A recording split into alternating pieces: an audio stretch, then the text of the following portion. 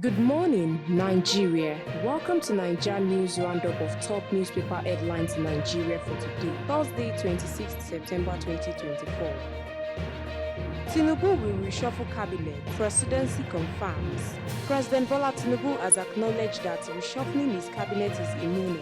He urged the ministers to engage with the media actively and to publicize the initiative of their respective ministries. During a press conference held at the State House in Abuja on Wednesday, Bayo Ononuga, the special advisor to the President on Information and Strategy, he said, "The President has expressed his desire to reshuffle his cabinet. I don't know whether he wants to do it before October 1st, but he has not given any timeline, but I'm sure he will." Senate confirms Justice Kudirat Kekere-Ekun as new CJN. The Nigerian Senate has confirmed Justice Kudirat Kekere-Ekun, the highest-ranking justice of the Supreme Court, as the new Chief Justice of Nigeria, CJN. Kekere-Ekun, the 23rd Chief Justice of Nigeria, received confirmation on Wednesday following vigorous 2-hour question and answer session with the Senate. NaijaNews reports that she has been serving in this role on an acting basis since August. 110.4 billion naira fraud. Federal government files fresh 16-count charge against Yaya Bello. The federal government has filed a new 16-count charge against the former governor of Kogi State, Yaya Bello, in a case that has intensified scrutiny on his financial dealings. The charges, submitted to the Federal High Court in Abuja on Wednesday, centered around an alleged criminal breach of trust amounting to 110.4 billion naira. Bello, who is already facing a separate 19-count charge brought by the Economic and Financial Crimes Commission (EFCC), will now appear in court alongside two officials from the Kogi State government, Abdulsalami Udu and Umar Oricha.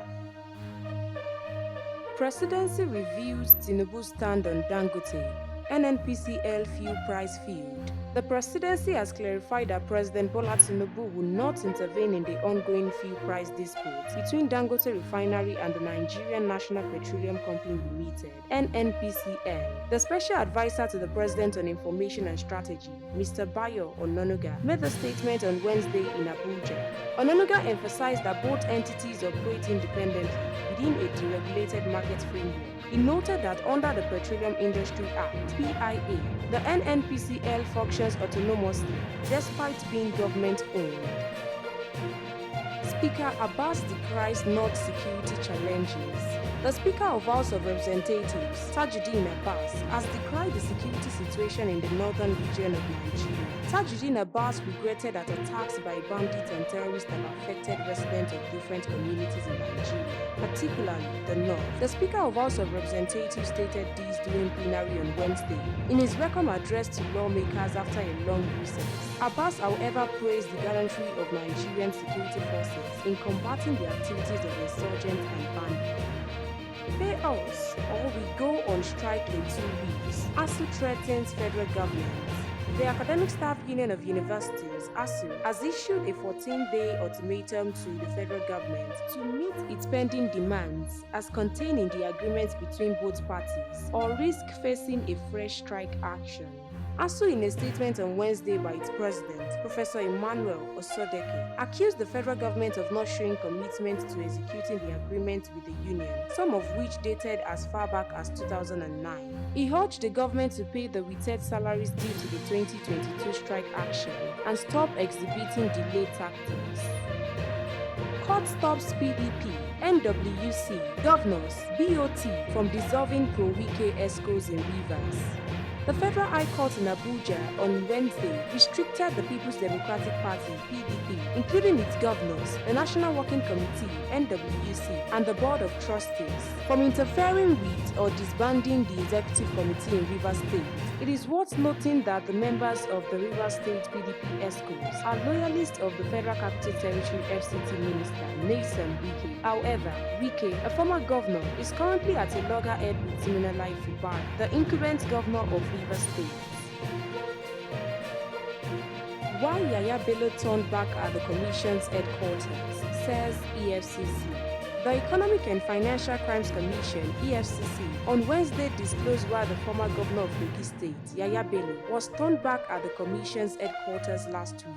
The anti-graft agency, in a statement released on its X account, claimed that Bello had played up several antics to gain public sympathy and evade due process. EFCC noted that Bello's visit to its headquarters with an entourage of aides and a sitting governor was why he was revolved. The commission maintained that it would not be deterred by the former governor's antics, assuring Nigerians that it would ensure he had his day at court. Bobrisky, federal government probes allegation against prison CG.